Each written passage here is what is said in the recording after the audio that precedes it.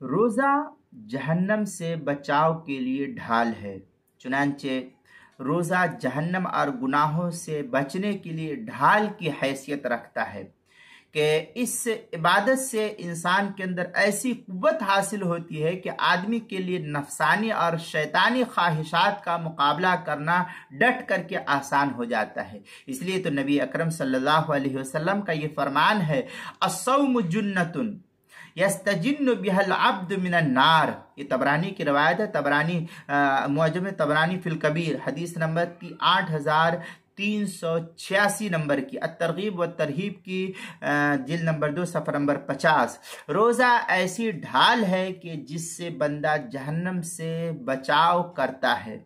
ایک حدیث میں اس طریقے سے نبی پاک صلی اللہ علیہ وسلم کا دوسرا ارشاد نقل کیا گیا ہے کہ من صام رمضان وعرف حدودہ وتحفظ مما ينبغي له ان يتحفظ كفر ما قبله۔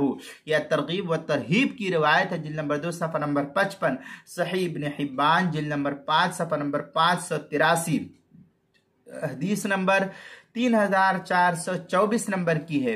یعنی جو شخص رمضان کا روزہ رکھے اور اس کے حدود کی رعایت رکھے اور جن چیزوں کی نگہداشت کرنی چاہیے ان کی نگرانی کرے تو اس کے گزشتہ معافی کا کفارہ ہو جائے گا یہ رمضان المبارک کا روزہ۔ اس لیے ہمیں بھی جو ہے بری باتوں سے بچنے کی کوشش کرنی چاہیے۔ اللہ ہم کو عمل کی توفیق عطا فرمائے، آمین۔ یہ بحث دیکھنی ہے تو کتاب المسائل کی دوسری جلد صفحہ 144 اور 145 پر بھی اس کو نقل کیا ہے، وہاں بھی دیکھ سکتے ہیں۔